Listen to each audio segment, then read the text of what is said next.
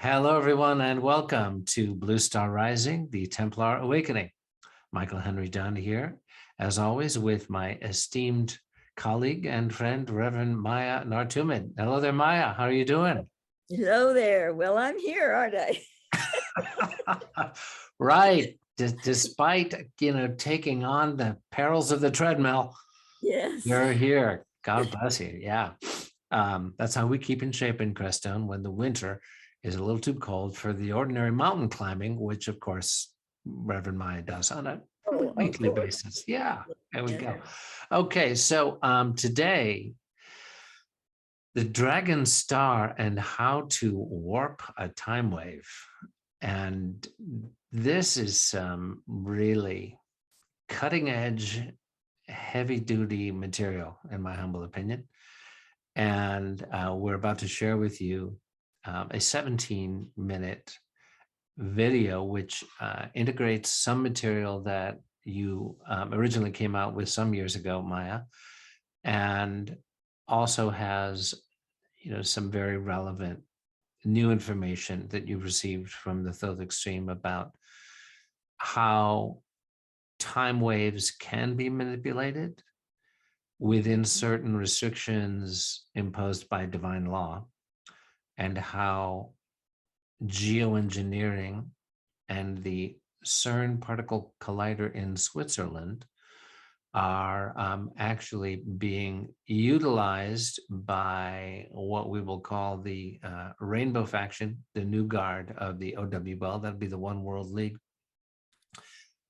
and how we have the innate divine power to tune into what we could call the divine time wave of the, I want to use the right word. I mean, there's the half light spectrum and then there's the full light The spectrum. orotronic is half light. Right. The Metatronic is full light. Right. Half So light is not evil or bad. It's just not complete. And when something is not complete, it can be manipulated.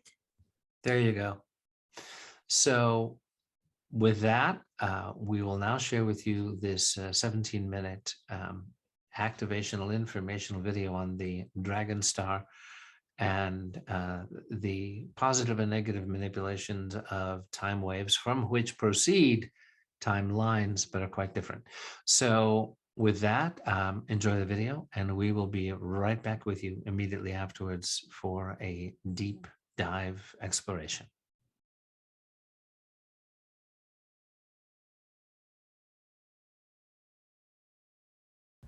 I'm going to first read to you from an article I wrote called How to Warp a Time Wave about 2 years ago.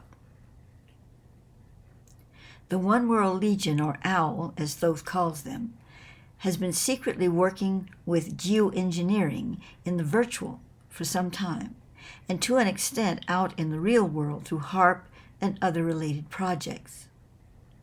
Geoengineering can be used for both good or ill, yet at this time it is largely in the hands of the old and new guard of the OWL, or One World Legion. It will more and more be transferred to the new guard side of the playing field, as they have no plans to leave the planet, but instead transform this one to their liking and thus control.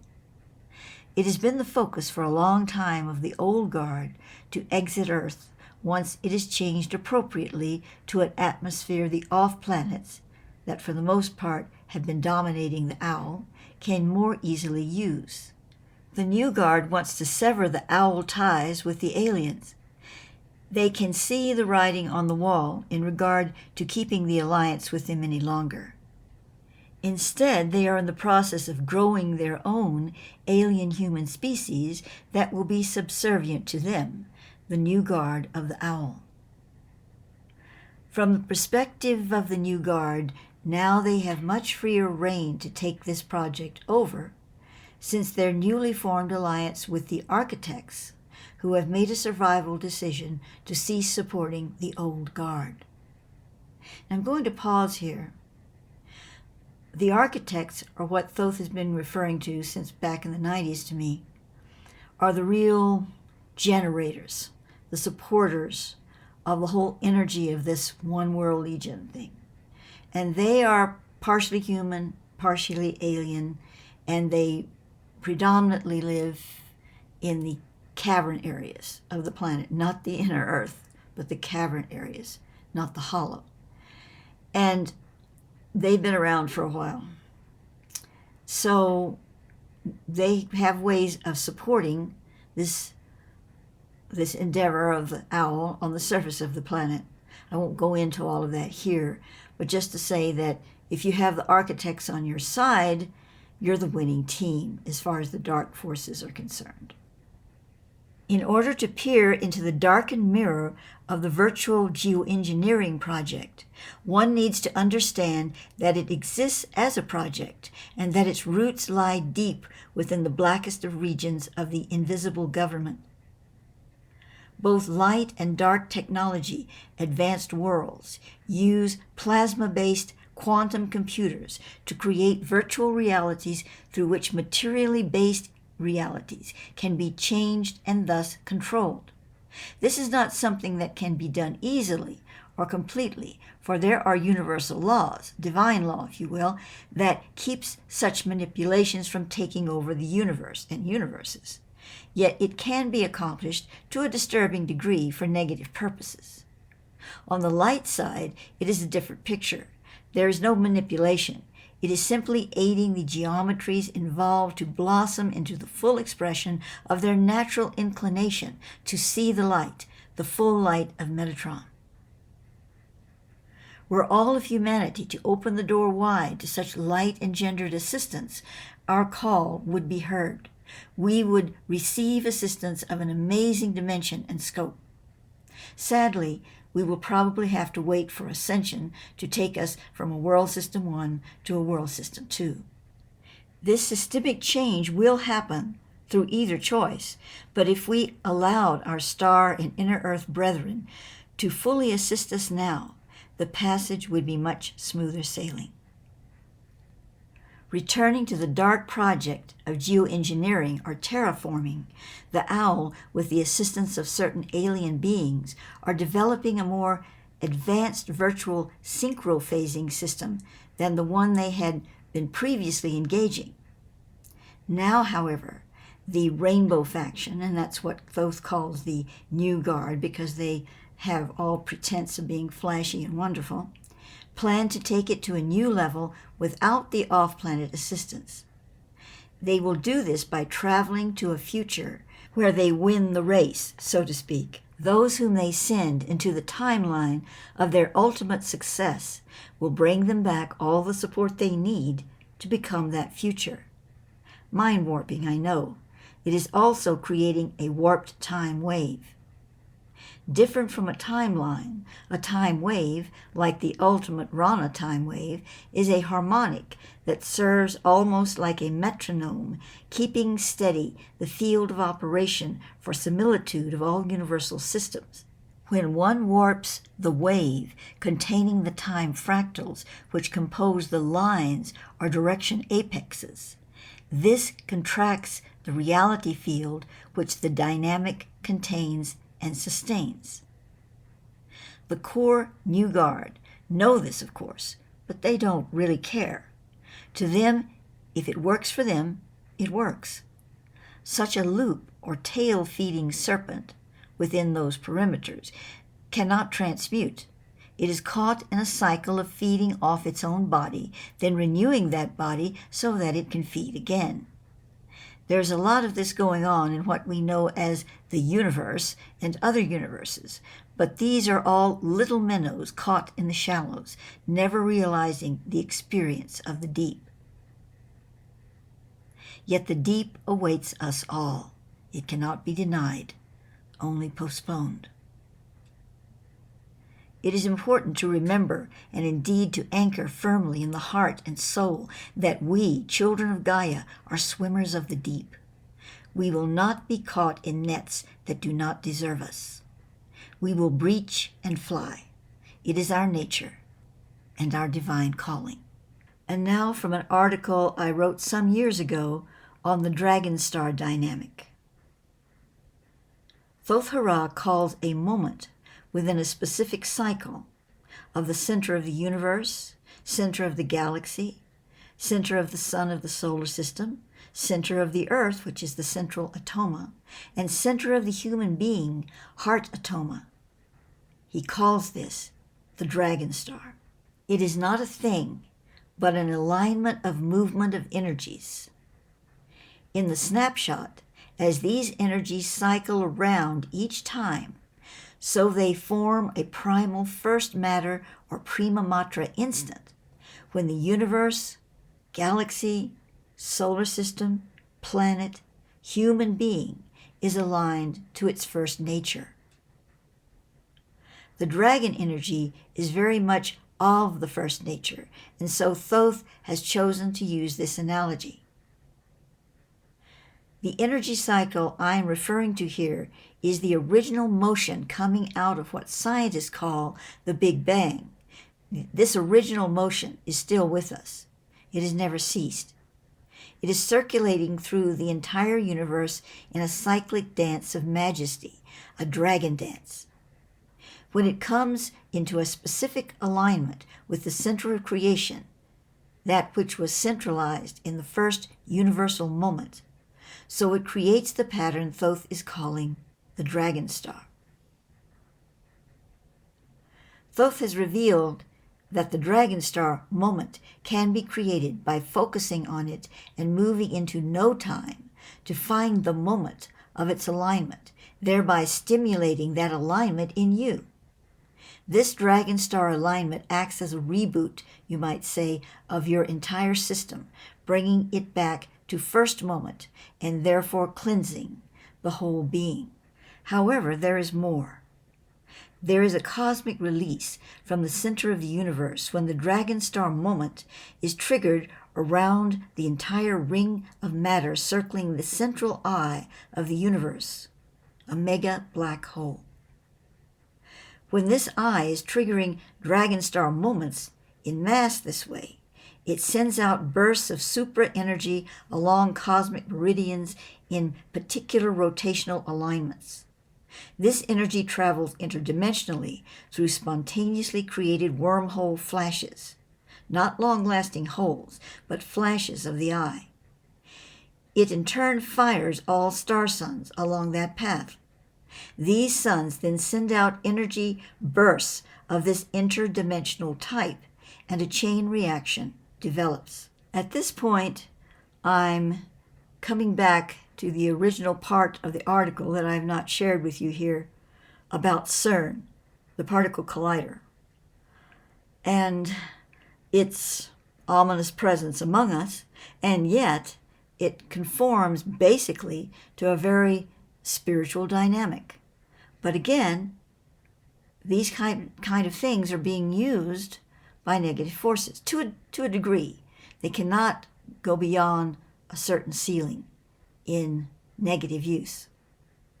Still, the CERN is a very dangerous piece of equipment because the people that are operating it, who have good thoughts about what they are doing, they have no idea how dangerous it is to work with that. And then, of course, there's the underbelly of the whole project who do know what they're doing and would like to see it turned into something to use for their purposes, connecting to these to the virtual project of geoengineering and many more things. So in the article, I write some points. 1. A ring circling the central eye of the universe. Similar, and to some degree, with a ring that is the main vessel of CERN. 2. The eye of the universe is a mega black hole, as is the eye of all galaxies, including our own. And 3. The dragon star is the original motion coming out of the Big Bang. As an aside, Thoth will use the term Big Bang, but only so far as he qualifies the fact that we do not understand that principle.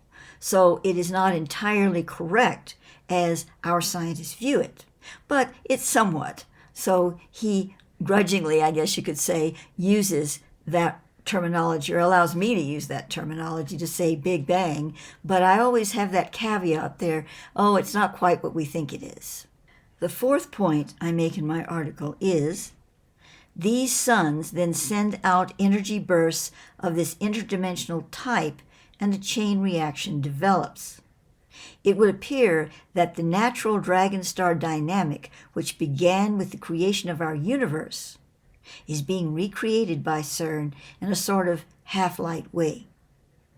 It is interesting that CERN has chosen the symbol of Shiva, a specific version, as their avatar.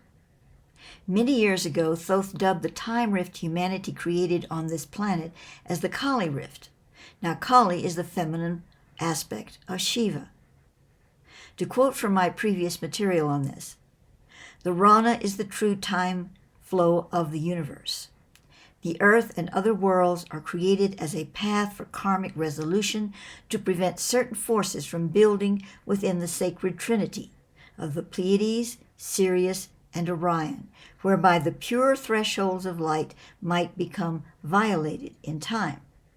These worlds, including the earth, are created within a parallel construct of the Rana time flow, but still aligned to it. Once the earth had been created, further karmic forces built, and eventually the earth fractures away from the parallel track with the Rana time flow, and the Kali Rift is formed.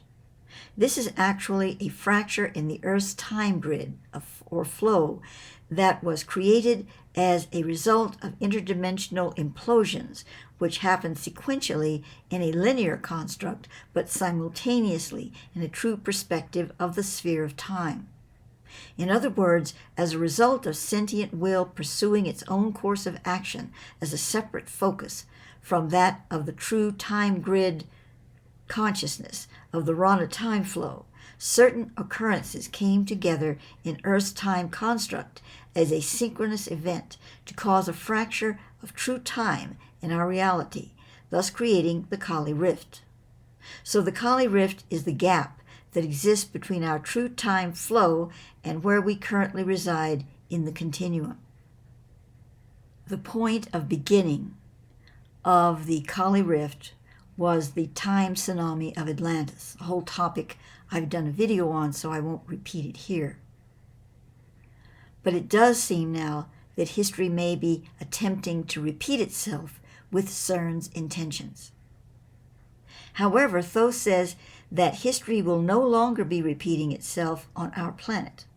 By this he means we are breaking the cycles we created that set us off course down the Kali Rift. Try as they may then, the old paradigms may hit the wall, but they will not stick. Thoth is informing me that the Shiva avatar for CERN was chosen by certain insiders in CERN who are actually members of the Inner Light Network, which are individuals both on and off planet who are involved together in consciously creating a full light spectrum or Metatronic reality on Earth. It is the Inner Light Network, or ILN, that is attempting to guide CERN's actions to a positive conclusion. As I am speaking to you now in February of 2022, we can see how all of these factors are aligning almost as ducks in a row to give us the opportunity to choose the light. And if that opportunity is missed right now in this cycle of time, we will have quite a ways to go before we can reach the light principle 40, the flashpoint of ascension. It is time for us to create a new story of Oz, one that does not lead us down a fake golden road to a fake Emerald City that sparkles and shines in the sunlight with all the rainbows around it, but one that leads us down a true solvent path of light to a true and beautiful, fully lit Metatronic system of awareness, a palace of our divine design.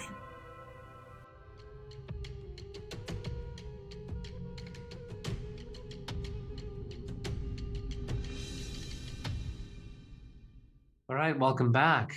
So Maya, when I watched this, I was impressed by how we often, on Blue Star Rising, we touch on a lot of things that have a bearing on the current geopolitical situation or what's happening with global upheaval, global crisis, pandemic, etc.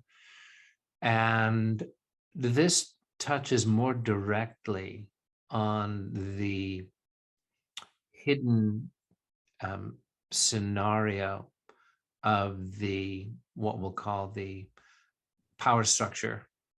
I like to call it the wannabe power structure. We talk about the powers that be. I fondly like to refer to them as the powers that were, or as the powers that think they are. But particularly when you reference the OWL, which is what Thoth originally dubbed the One World League. Legion, One World Legion. One World Legion, One World Legion, which is, of course, those corrupt elite factions which are trying to essentially do away with nation state sovereignty by various means in order to impose a one world order, one world currency, one world control system, one world electronic grid overhead in the form of thousands of satellites, etc. And that within the One World League has emerged the Rainbow faction, so-called facetiously because they like to paint a rainbow scenario of the pot of gold at the end of the rainbow and everything will be lovely, children. But it's just a somewhat more palatable version of slavery.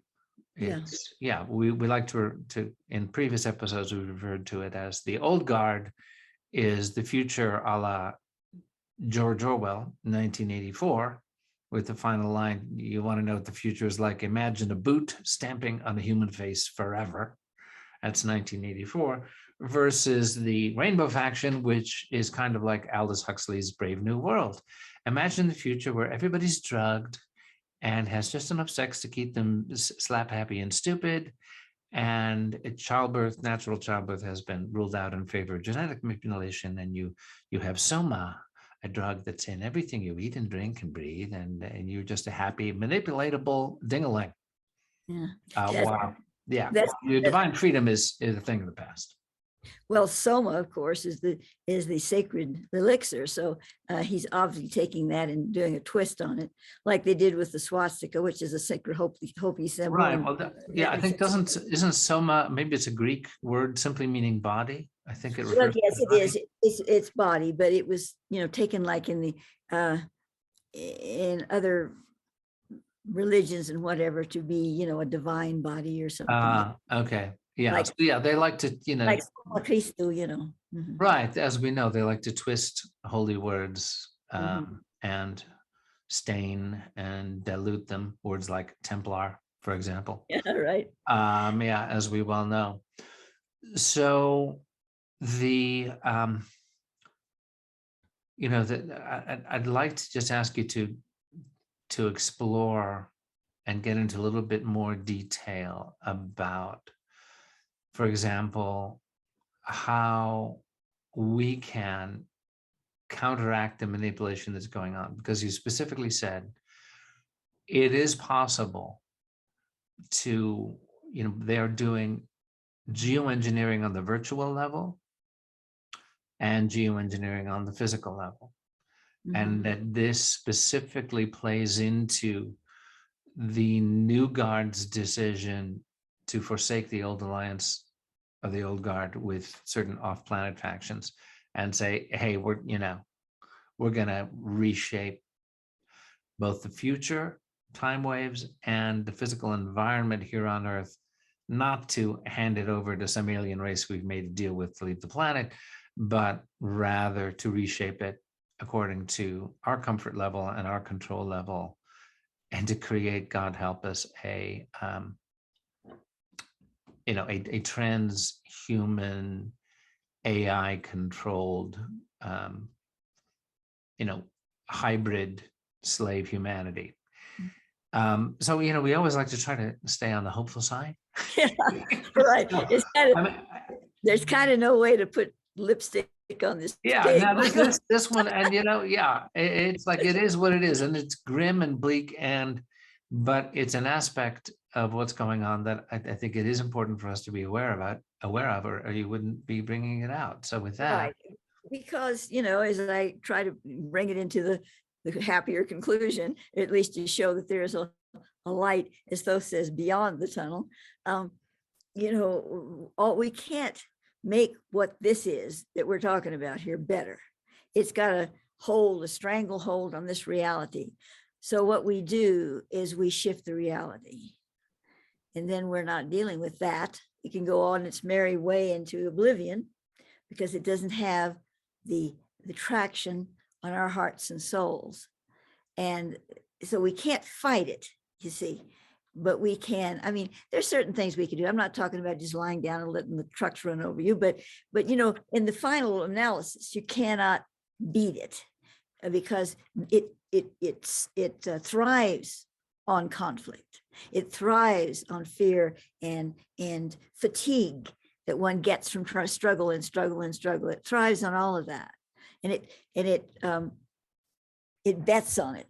It knows that that's what's going to happen. So that's where it's going to round you up. It's going to put you into that fatigue, into that misery, into that state of, I've got to keep struggling. I got to keep struggling. I got to keep struggling. And then they say, you don't have to struggle. Just follow along with us. You'll have your needs met. Just don't think too much, And by that time, people are so brain dead. They're going, okay, sounds good to me. yeah, like a lot So of friends of mine these days. so it's up to us to turn loose of that struggle and move into a state of powerful heart resonance with what we can create for the future. And I know there's a lot of fancy words. How do you do it? It has to do, again, and I've said this many times, with frequency. With frequency. What kind of frequency are you putting out into the space, into the universe? When you get up every morning, what kind of frequency are you creating for the day? What kind of frequency are you creating when you speak to people you agree with and people you don't agree with? What kind of frequency do you put out when you go to the grocery store and you don't know who these people are? They're passing you by, what problems they have, what allegiances they may be following. You don't know any of that. You don't need to. But the frequency you place into the field allows the souls to have something to hold on to.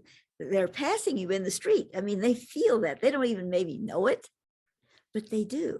And that's why, everybody that's so troubled now, and we all have troubled thoughts with all of this going on. When you go out into the public world, do you have to do your thing, and you're carrying that with you, and they're carrying theirs, and it's just muddying the waters. So the best thing you can do is to try to find that place in your heart and soul that moves beyond that and just keeps focusing on the light, especially when you're around others. You just focusing that light. You don't have to proselytize or, try to be happy. It's not about that. It's about the energy. It's about the experience of life, that you are living in the moment and you are committed to creating this new reality through heart song, and connecting to others that are doing the same. Through heart song. Yeah, the singing of the heart, the vibration. Right, no, I know very much. Poetic there. Yeah, I mean, it's the first time I've heard you use that word, that phrase. It just came to me. Yeah, I think I once had a website called Heart Song a long time ago, for my kirtan. Oh. Yeah, that's really the key so much, and when I think about bringing in all this, high metaphysics, sacred science, Thoth extreme, Thoth speak terms that are necessary for us to understand, the realities in play at that level, and that, there is what I like to think of as this integration of head and heart that we strive for here, because, there is a great, I mean, you're a scientist, that is, I know you shared before, that is kind of your prime definition, dharma, understanding of your role and nature, is that, yes, you're an ordained priest, and yes, you can say mass, and Well, I could at one you time. could, once upon a time, you could, bless the Eucharist and all of that. And that's, a whole other aspect of your being. And I have, of course, been at many, many ceremonies in which you are able to, invoke very powerfully sacred presence, and your primary, dharma and identity and work in this life is as a scientist. And when I listen to some of these activational videos and the writings that you're bringing forward, from previous years, I mean, it is so coherent and complete, and speaking with such fluency of really, profound, complex realities that for most scientists, it's like Edgar Mitchell, Captain Edgar Mitchell, NASA astronaut and founder of the Institute of Noetic Sciences, looking at your material, said, yes, this is all true. And a lot of it is going over even his head. It's like, I would need to devote the next 30 years to this in order to really do it justice. So, there's all that. And then at the same time, we bring it back to heart song. That's the magic. That's the remedy. That's the truth, of what will win the day, what is winning the day, as I like to think of it. And it's a real challenge to stay out of that conflict dynamic you described, where they're going, oh yes, fight us, that's good, fight us until you're exhausted, and now take your little sleeping pill. Yeah, I know. Well, also, there are other things afoot that I'm sensing and picking up on. And Thoth had said to me years ago that we have to be careful defining the good guys and the bad guys. And I use that term too, because it's so easy. Oh, Right. yeah, bad guys are doing this, the good. But he said, he's saying we have to be careful. And actually, I'm sorry, the cat is. Okay, let's just get this over with. He's cute. He's adorable. Now let's just I got out of here. Okay. Take your adorability elsewhere, you mangy cat. Stealing the scene. Okay. Now where was I? Oh, yes, the good guys, the bad guys. Because he said, there's some obvious, really bad stuff going on with certain people and whatever, but it's real easy just lump a lot of people together and say they're all the bad guys. They're all our enemy. We have to watch out for them. They've got to be defeated, or, we've got to overcome them or whatever. And some of those bad guys are actually powerful beings that are on the verge of being awakened. Yeah. You have to realize that. That doesn't mean we turn our backs on, Right. But at the same time, we need to be able to be open to the fact that they could be switched, they could be flipped, not because out of fear or anything, but because all of a sudden they have all this invention and all this creativity and all this power, and the bad guys are saying, woo, come here, look at what we can offer you. They go, oh wow, I like this. I can Yeah. do that. Yeah. Oh, it'll benefit humanity. Down the road. Yeah. But right now it's benefiting me and it feels good. But in the long run, it'll benefit humanity. Yes. Okay. So I'm a good guy. And see, they pretend they're a good guy. They're not really a bad guy, but they pretend they're a good guy so that they can feel good about themselves, make money, make power, and do all these fancy things. Yeah, I think Elon Musk belongs to that category. Well, actually, I had him in mind when I was thinking that. Uh-huh. I had something going on in my little brain about him earlier. Anyway, it's funny you should say that, because that's what I feel about him. And so, but they're on the verge. They're on the verge of saying, wait a minute, Now I have the power. Now I have the money. Now I have all of this. Isn't it time that I benefit humanity like I said I was going to? You know? And doesn't that Right. feel better? Doesn't that feel like a better path? I'm not saying that he's having a come to Jesus moment yet, but I'm just saying, and I'm not just talking about him, but let's give him as an example. But that is in the field. And Thoth is telling me that when those people flip, and many of them will, who is going to is still in debate. Right. They're going to. They are so powerful in their manifestational skills through lifetimes and lifetimes and lifetimes. A lot of them are old Atlanteans. Not all the Atlanteans have done the make wrong. There's a lot of golden, beautiful Atlanteans, but the ones that have been messing around with stuff for a long time, they've really perfected their talents.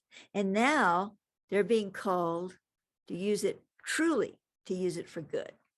Yeah. And some of them are going to say, nope, not going to go there. But there are those that are on the verge of flipping. And when they see the power that is coming through this streaming that's going on this planet right now, there's going to be an energy, I can't define it, but an energy coming through that will be so, and I'm not talking about LP40 here. This is something else. This is pre all of that. It's not going to kill people or set things on fire or anything like that, the one I'm talking about. It's just going to be a kind of a dimensional whiplash in a way. And when that happens, some people are just go, God, what was that? And they'll go on being who they're being.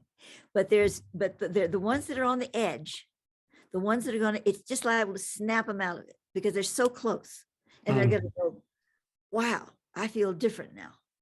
And, I don't want to make it sound too magical because it's not magical. It has to do with energy again. We live in a soup of energy, in a world of energy. It's good energy. It's stagnant energy. It's manipulated energy, all of these different things. But there's also the power, what they call in the religion, the power of spirit. And that's a real thing. You don't have to dress it up with religion. It's true in and of itself, the power of spirit. And that is something that is going to be brought into this field. And I don't know if it's going to be tomorrow, 20 years from now, but I don't think it's going to be 20 years from now. What I'm talking about, I think it's going to come a lot sooner. It won't be the end all. Everybody's not going to jump up in the air and say hallelujah, but it's going to be something that will be tangible. And it's going to start flipping people that were on the edge, that have power. See, this is the neat thing. When I say power, yeah, they'll have money power, they'll have influence power, but more than that, what I'm really talking about is manifestational power that they have built up through lifetimes and lifetimes, serving themselves, but never really serving the dark, just kind of on the edge, just on the edge. And now they're being asked to choose sides. And that's the point where some of them going to choose that side, but others are going to go, no, I just can't go there. Yeah. Yeah, it reminds me, for those Harry Potter fans out there who are looking for, I like to bring out a story moment, Okay. for those. I drink my water, you bring in a story. All right. So a moment when powerfully manifesting people wake up and suddenly go, whoa, I got to choose sides. And it's looking like the dark side is still pretty powerful and seductive, but they might lose. And if they lose, I lose. And on the other hand, just got enough of a window to be able to turn here. It's like in Deathly Hallows, the last book, part 2, the movie, where, Harry faces the Dark Lord in the forest and realizes that he's going to have to die.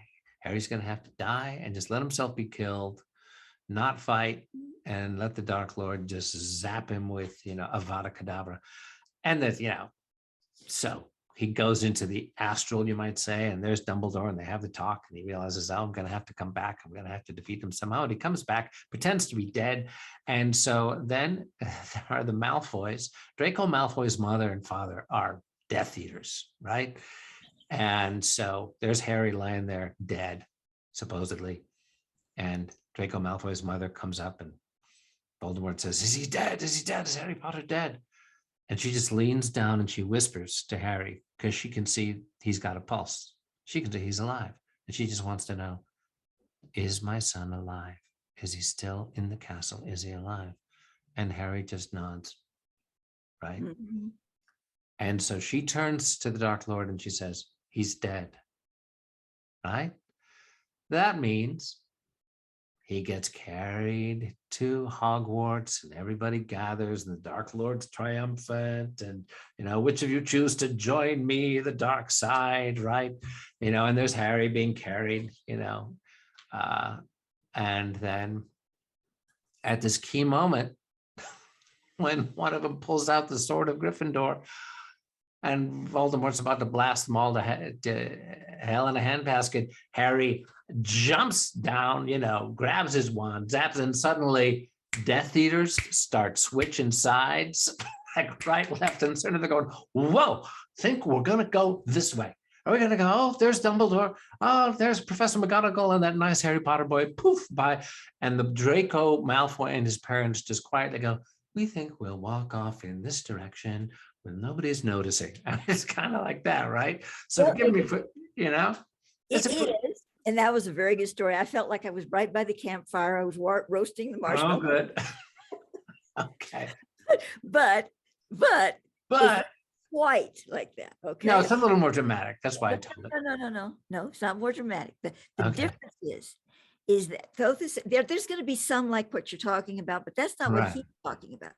He's talking about souls that truly go, oh my God, I've been serving the wrong master. Not because They're going to lose. they're going to lose, but because their heart quickens and says, this isn't who you really are. Maybe that's who they are, but that's not who you are. Do you really want to walk off in that direction with them now? And they go, well, I never really did. I was just doing this. They say, no, you were following them, weren't you? Well, yes, I guess I was. and they're going to go, oh my God, but I didn't mean to. I didn't mean to, and they're going to suddenly want to follow the light because they want to. It's not going to switch. The game is not going to switch just from the few that go, oh, well, now, I'm going to lose over there, so I better follow this crew. They haven't changed at all. Right. It's the ones that really change deep down. And that's going to make a big difference. It's not the only factor, but it's a big factor. Because when they switch, what happens is the foundations they have laid for the less intelligence ones, the less powerful ones, to be lifted up and to be assumed the higher roles. Who do you think is laying down those foundations? The brilliant ones, And they're laying them down dutifully because they think they're all a part of a big plan. And eventually it's going to help people. But right now it's just fun and they're going to do it. And when they suddenly realize who they're serving, they're going to go, and then that whole foundation is going to go. Right. Yeah. Because the ones at the top don't know how to build that stuff. They just know how to sit on top of it. Right. Yeah. They just know how to rope in the manifestors like Elon Musk and other people.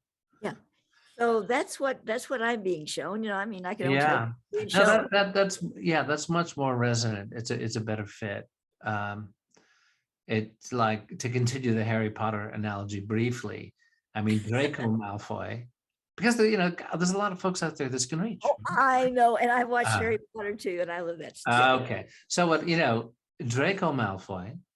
There's a moment at Hogwarts, in the Battle of Hogwarts, where he and his two henchmen come upon Harry, and he's in the the room of requirement. He's looking for the last Horcrux, and then suddenly comes around, and they're the three guys with their wands trained on him, and they serve the Dark Lord. I mean, and Draco's a Death Eater, right? And he was supposed to kill Dumbledore, and Harry's standing there looking at him, and he says, "You knew it was me. You knew it was me at Draco Manor, and you didn't identify me. You could have told them it was me. You knew it was me. Why didn't you tell them?" And there's just this moment where you see that Draco couldn't bring himself to betray Harry. Mm-hmm. In that moment.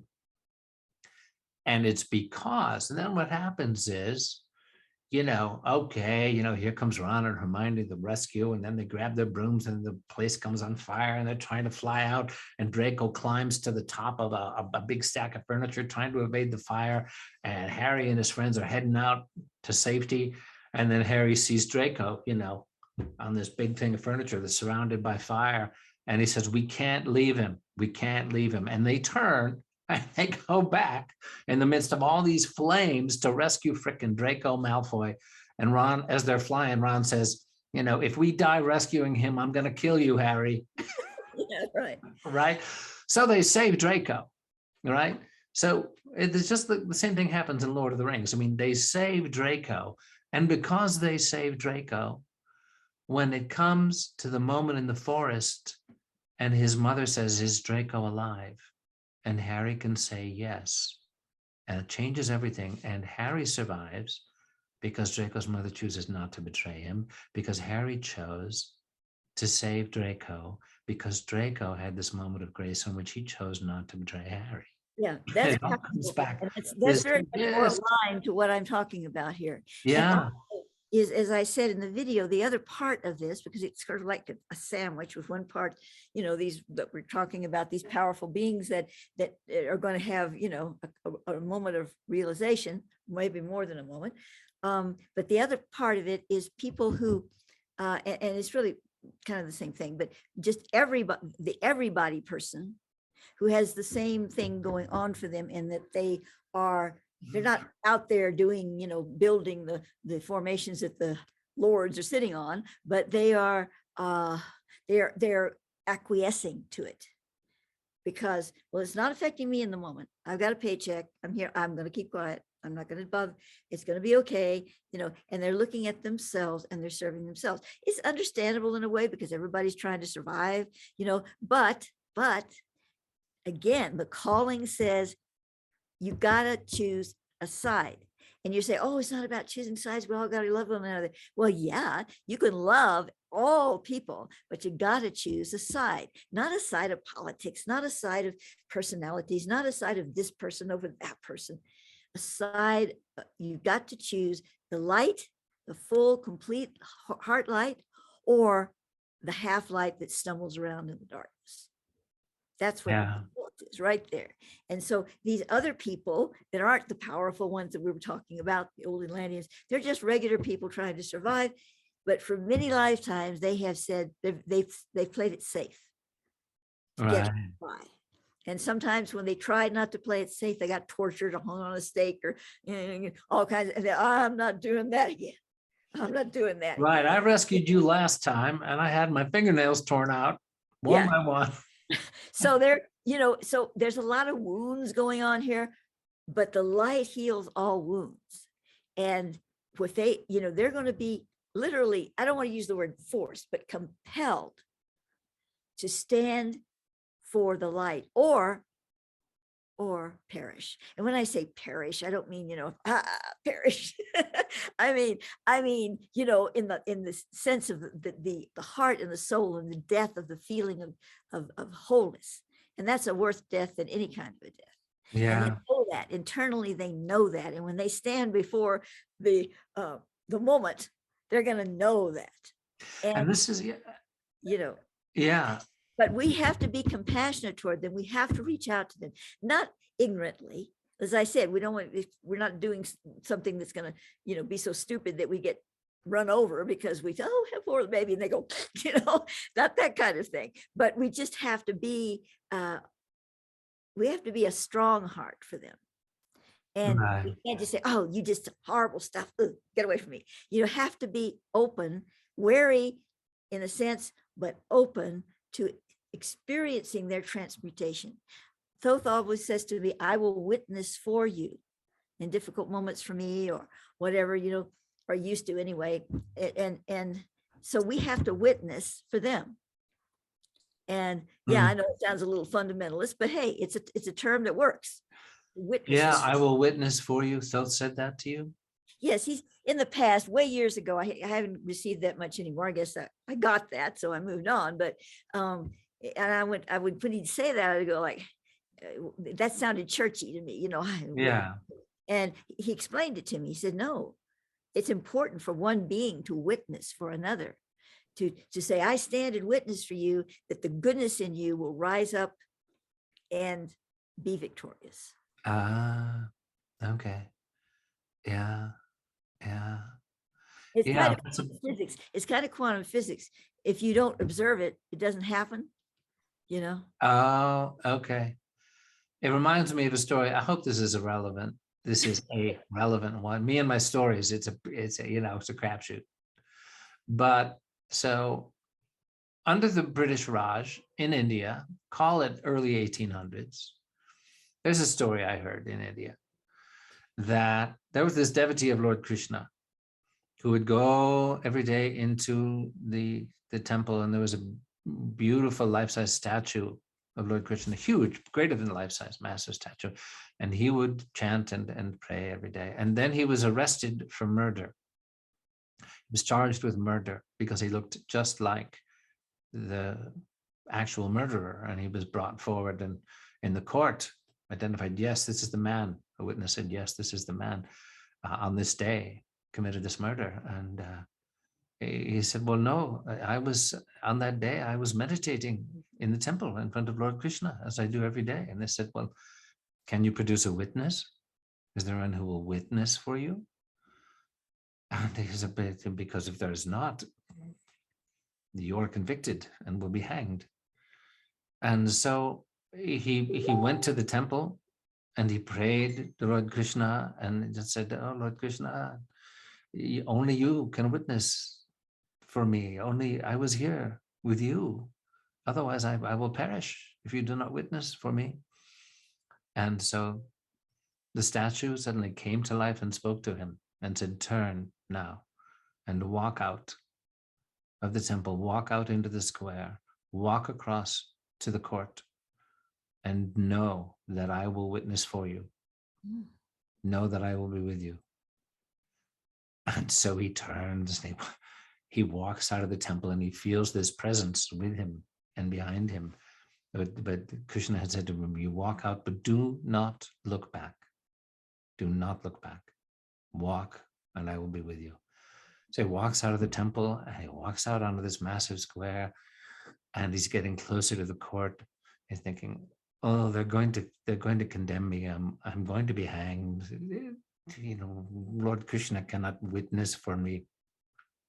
And his will weakens and he turns and he looks back. And there, a few feet behind him, is the massive statue of Lord Krishna, which suddenly stops and turns back to stone.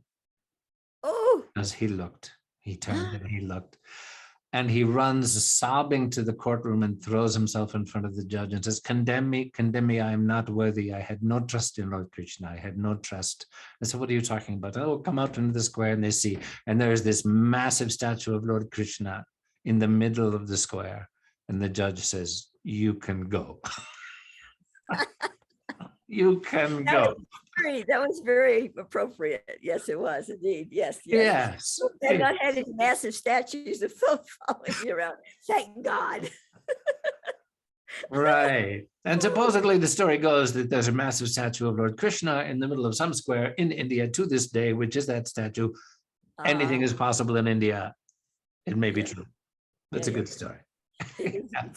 So yes, so the divine is witnessing for us and will witness for us. And I think that what you're describing, Maya, reminds me of what at Garabandal, the Blessed Mother, was talking about the warning that will come, which is a crisis of conscience that will illumine every soul in its own eyes to see ourselves as God sees us.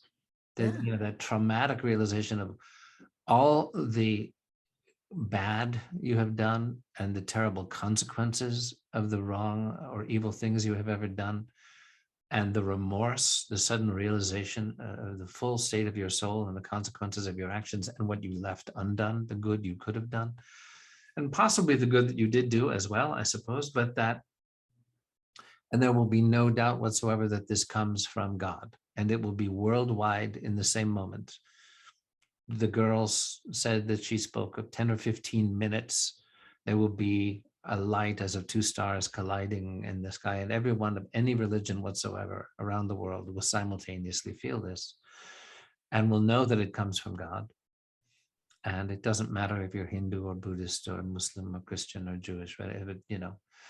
So now, whether that's a divine metaphor for what you're describing, whether it's a somewhat more extended moment, but as you say, you are receiving that this is actually an energy flash of some kind, that some people will just go, oh, what was that? And others will. This is not the biggie. This is, then of course there's LP40. And when that flash occurs, whoa, that's a whole nother picture. So maybe that is what they're talking about, or maybe there's one in between. I don't know. But the one I'm talking about seems to be more of a jolt. And some people would just go, but others will be like, they'll just know it. And when I say others, I'm not just talking about people who are meditating and doing their work. I'm talking about some of the ones we just mentioned, that were right in that direction. Some people are just groveling and following along. But see, it has to do with what is inside.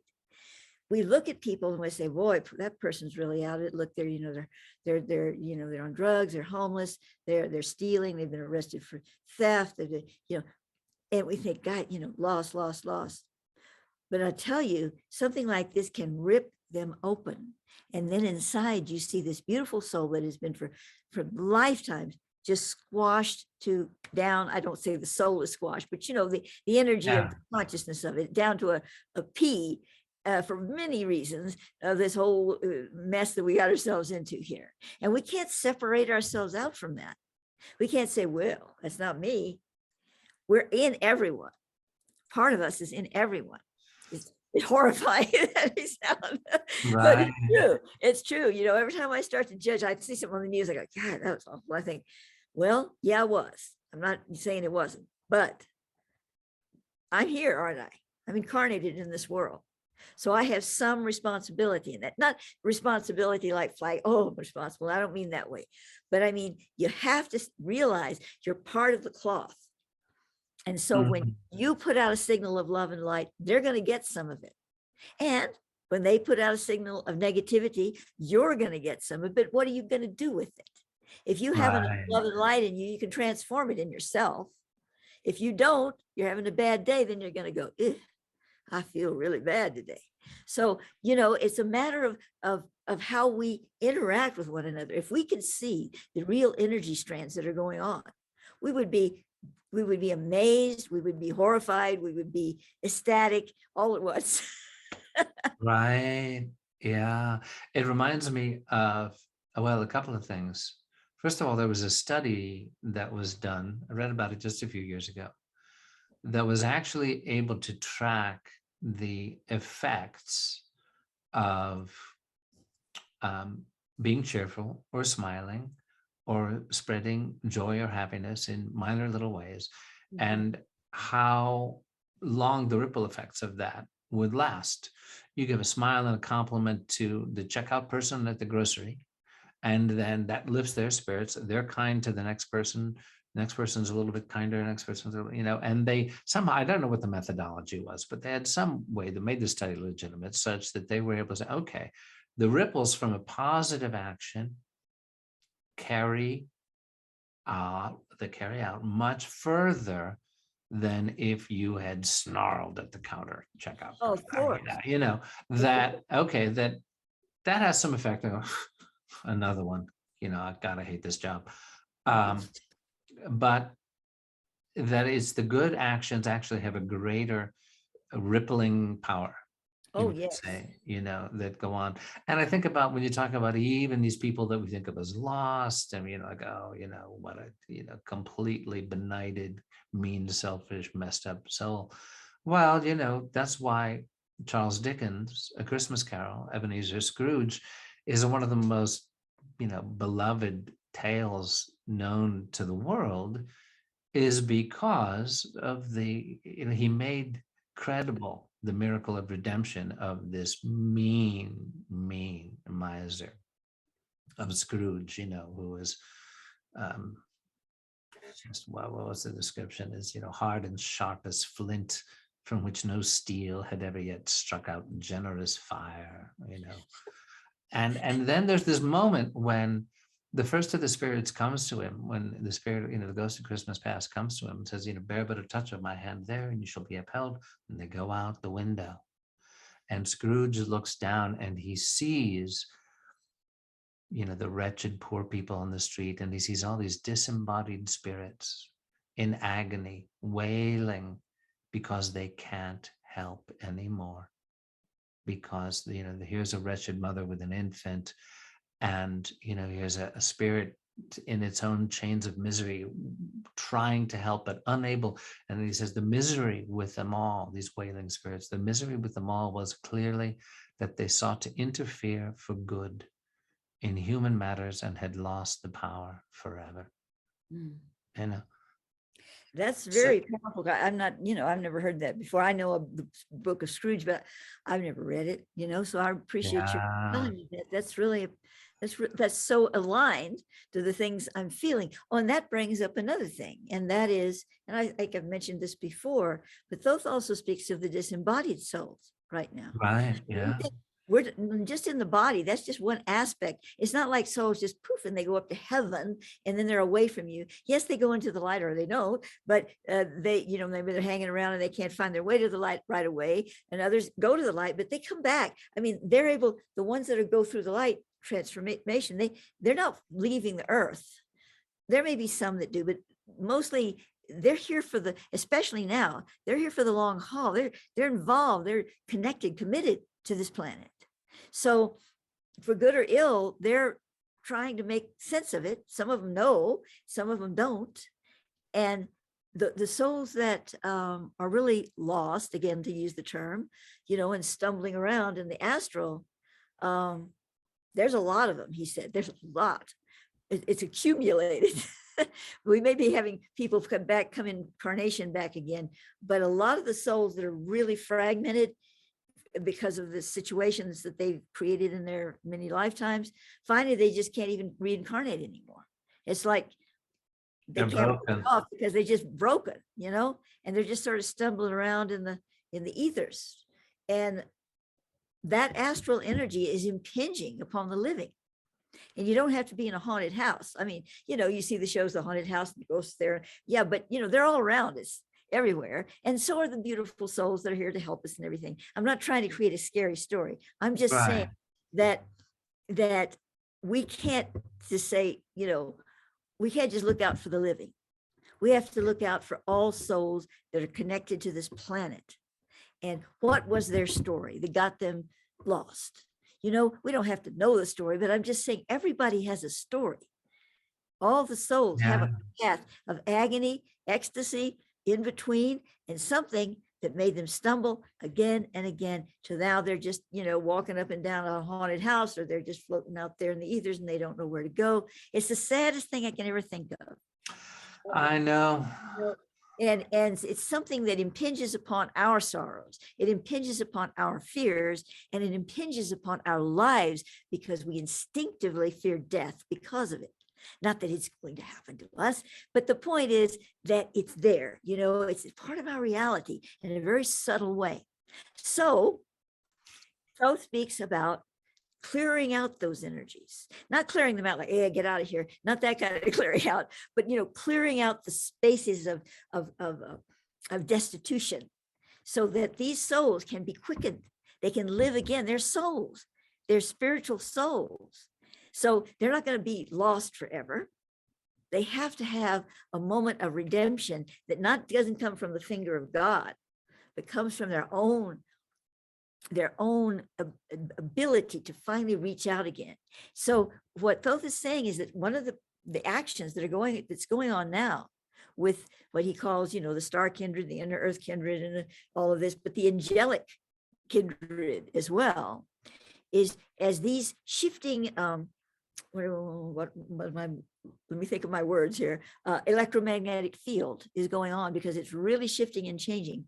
You see, the astral souls are connected very strongly to the electromagnetic field, because they've sort of given themselves to that presence. That's what kept them going in their dull lives. You know, when they kept getting duller and duller and duller, what they're doing is just cleaving on to that magnetic field. Not that the magnetic field is bad, but you don't want it to run over you, you know, and that's what they're doing. So when they die, they're still holding on to it like a Ferris wheel or something. They're still holding on to that magnetic. So now when the magnetic field is weakening to become a new thing, now is the opportunity, Thoth says. I keep saying Thoth says because it's not me, but anyway, to be able to reach in, those that know how to do this from the other side, planes, whatever, and say, here, take my hand. Here, come on, let's move up now. You're not as glued. You're not as glued to this field. Let's move you betwixt and between. Let's take you off to a healing place. And that's what is going on now. It hasn't reached a mass movement yet, but it's happening. It's happening. It's happening more than it ever has before. And when large numbers of these souls are taken to their healing place, we're going to go, wow, do I feel better? You know, I don't have 6 or 7 destitute entities hanging in my living room anymore. Right. Yeah, I know. It's going to make a huge difference. It's going to make a huge difference. So, I mean, there's all these different components. No one of these is the answer, you know, but all of these things are connected, and we could go on and on. There are other things as well, but these are some major ones that Thoth has been speaking to me about. Yeah, it's a beautiful thing, you know. As you say, it's one of the things you can't bear to think about when you think about all these destitute, lost, wandering souls. You think, is this God's plan? You know, that there are all these souls? Well, it's this free will thing, the downside of the free will thing. But then when a moment comes of a great shift, like you're talking about, that allows, you know, the more evolved beings, the beings of light, whatever, to reach in and put out a hand and say, here, take my hand if you choose, you know. And again, it's actually that same scene in A Christmas Carol with Scrooge, when the ghost of Christmas past comes, and he takes Scrooge, and they're going towards the window, and they're going to like go out the window, and Scrooge says, Spirit, I am mortal and liable to fall. And the Spirit says, bear but a touch of my hand there upon your heart, and you will be upheld in more than this. Yeah. You know, yes, we'll float out upon the air and we won't fall to the ground, but you will be upheld in more than this. Touch of my hand upon your heart. That's powerful. That's beautiful. I'm going to have to read that book. Yes, by this Charles Dickens fellow. He's getting very popular. He's got a big future. I predict. You watch, this boy's going places. Yes, exactly. In another timeline. Another timeline. Right. Something you said there. Let's see, what was it that triggered something for me? I'm trying to remember what it was. Oh gosh, I've forgotten now. It seems so important at the time. Oh, well, let's see if it comes back. It usually does for you. I've noticed when you go, oh, where did that go? It'll usually come back.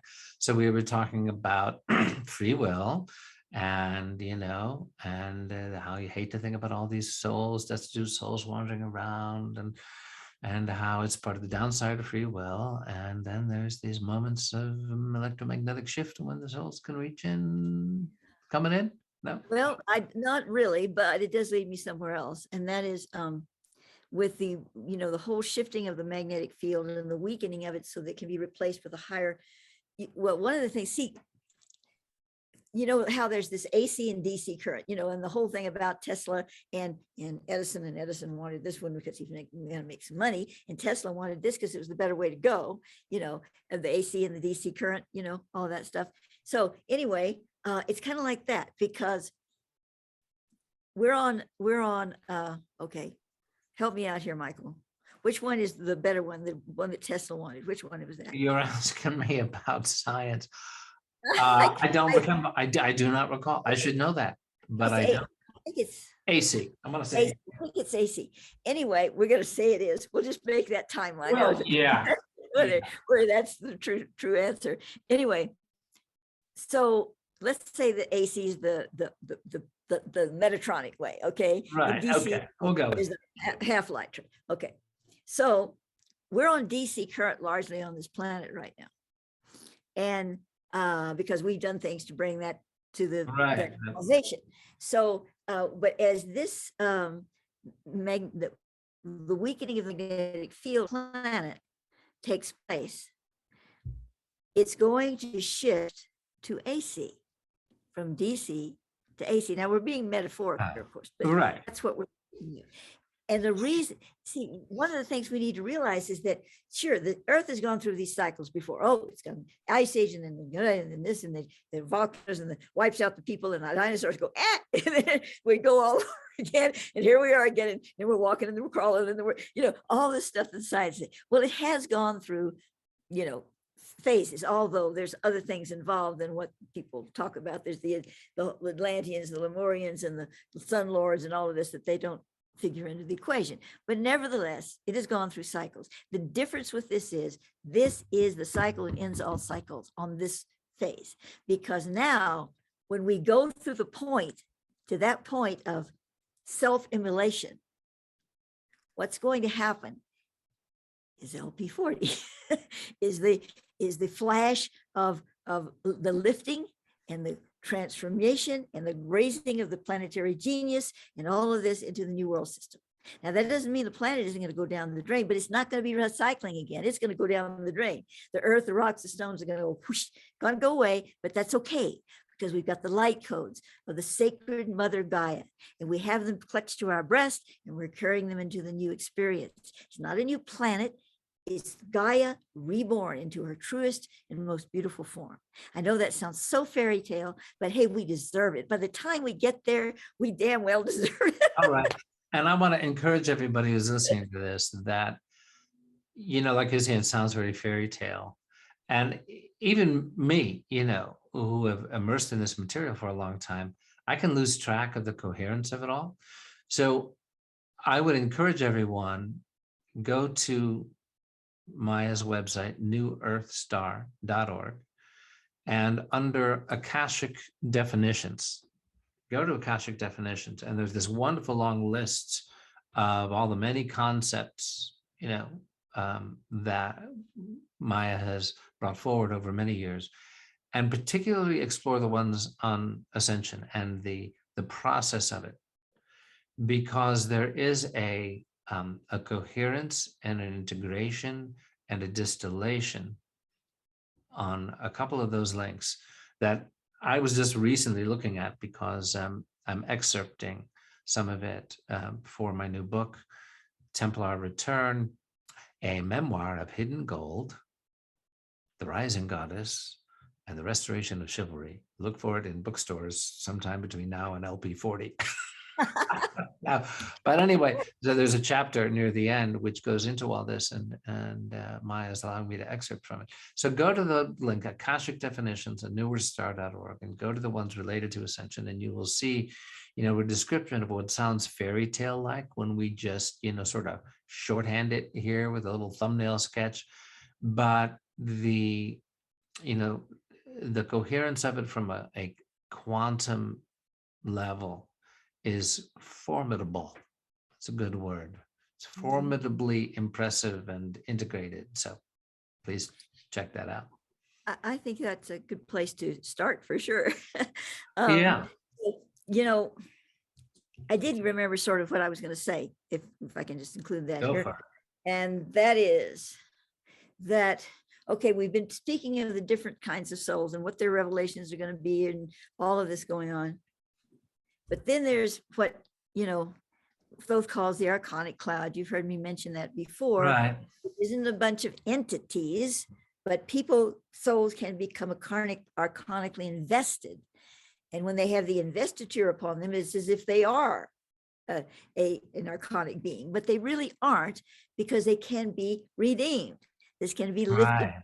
It may be hard. It may take centuries, but it's going to happen, because souls are souls. They have to go back to God.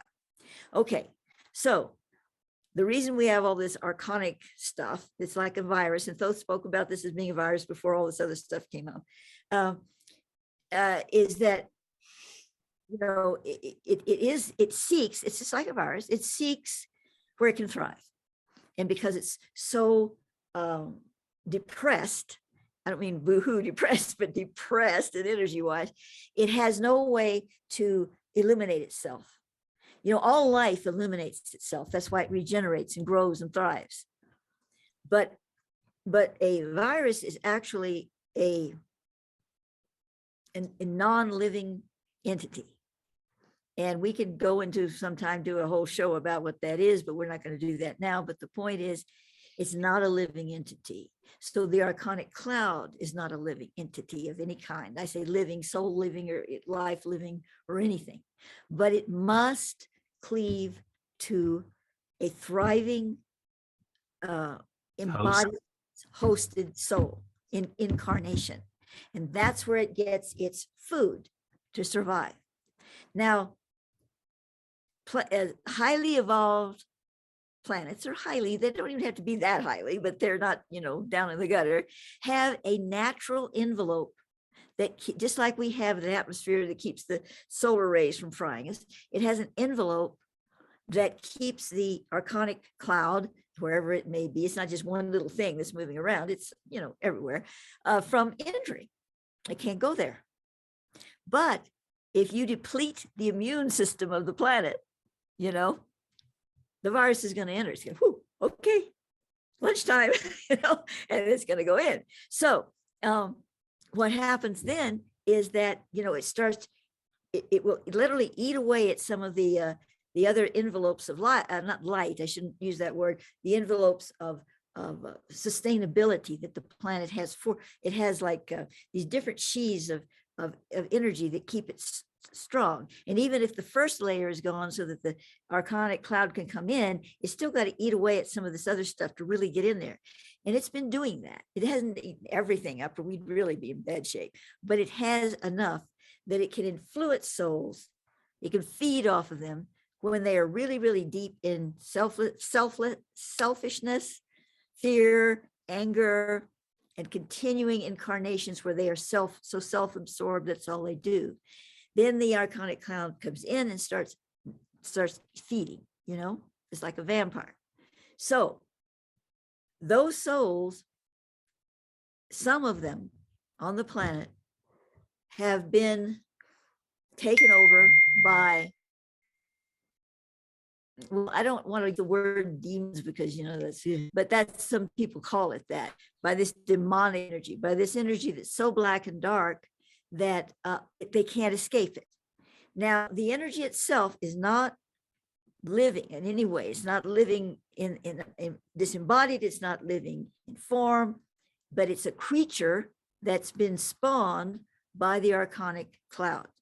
So when all of this light shield starts coming in and extracting the souls and helping these souls out, you know, that are lost, and bringing them through, the demons, let's call it that, but, you know, I don't really want to call it that, but let's just do the demons are going to just be torn from their feeding grounds. And that kind of darkness that is feeding on us is going to be literally obliterated, because it's not a living soul. It's nothing to be saved. It's not any of that. It's a false investiture that has some kind of feeding intelligence coming straight out of the archonic cloud. It's its mouth, you might say. So all of that's going to be, you know, obliterated in this final movement. What the final movement is exactly, I don't know. I'm not talking about the moment of LP40 exactly, but it's in there somewhere. And when that happens, there's, I have to say it, all hell's going to break loose, because it's literally, hell is breaking loose. It's being torn from its foundations and it's being cast into the abyss. And this is not talking about souls. Again, I don't want to say souls are being cast into the abyss. That's not true. That never happens. But this investiture is going to be, and there's going to be a lot of screeching going on here from literally the ethers as it, you know, as it happens. So I don't want to get too heavy into all of that stuff. The point is, we got a lot ahead of us, you know, on the planet, whether you're in body or out of body. But our job is not to there and watch the demons be, you know, filing out. We're part of the team that says, okay, all of this stuff is going to be cleared out and things are going to happen and we're going to see it, or we're going to experience, you know, being on the team of light to accomplish it.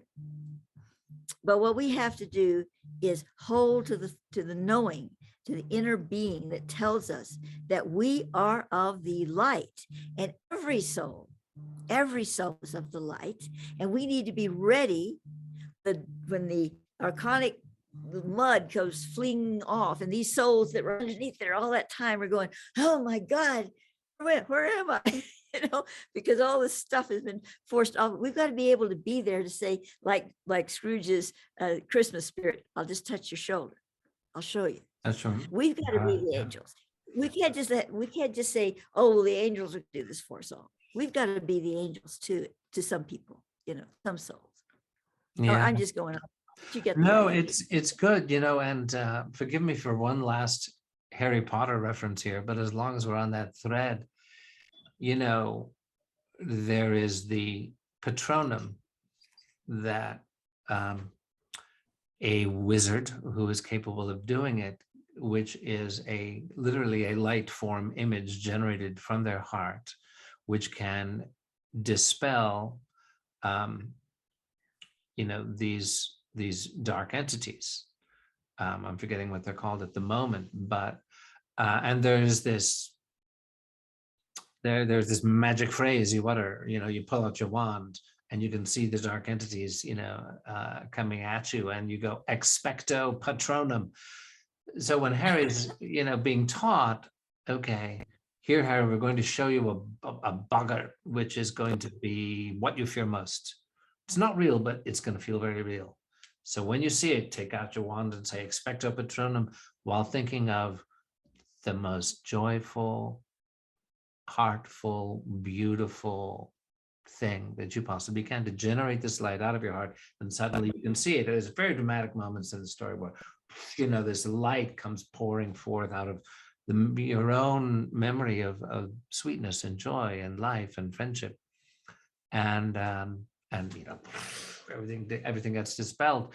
And there's actually something in the description of the warning from the Blessed Mother at Garabandal, which, and I think it also goes into the chastisement description, where literally, as all this darkness is dispelled, as I say, you know, all hell breaks loose, because literally all hell is breaking loose from our own, you know, forms, and that we can offer the helping hand to confused beings who are suddenly no longer archonically invested or infested, as you might say.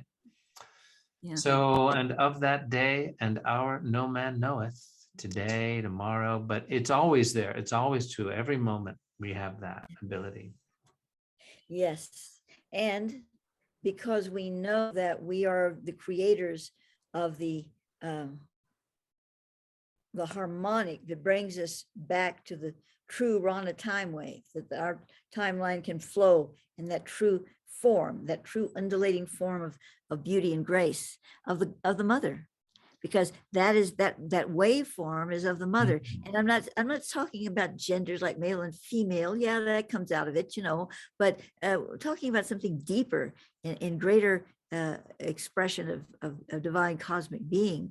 And the waveform of the mother cannot find its nesting place without the divine masculine, that is that cosmic intelligence that says, here, I've made a mansion in the sky for you, mother, and this is your dwelling place.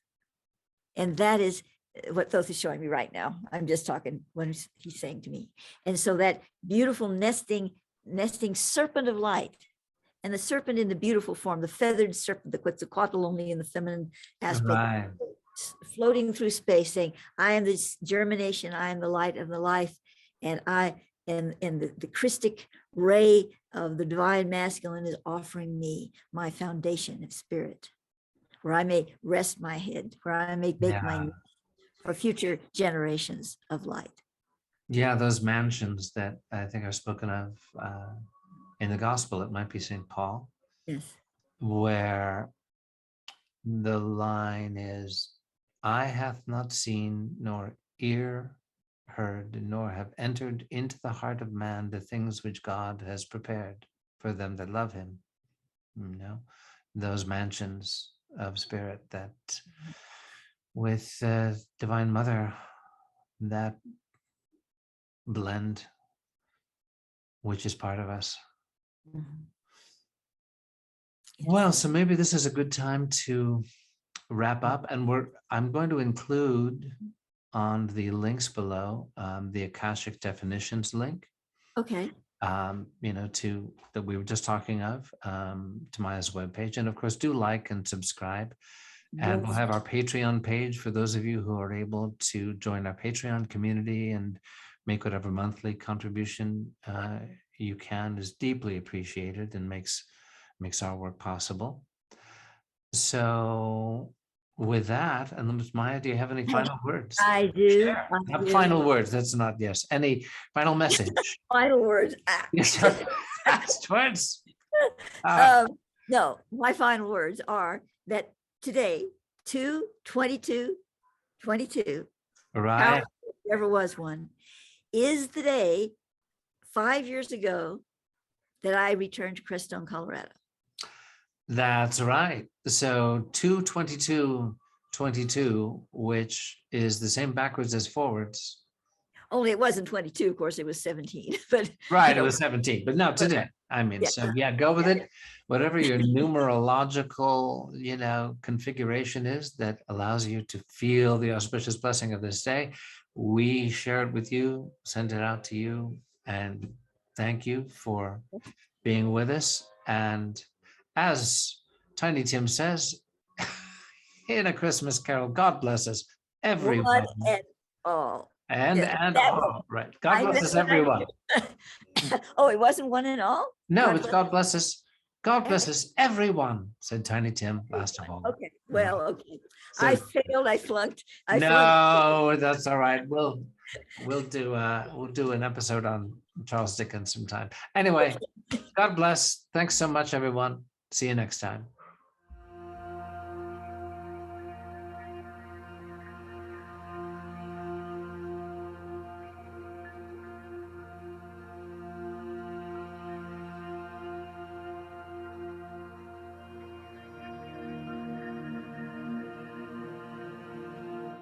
flunked.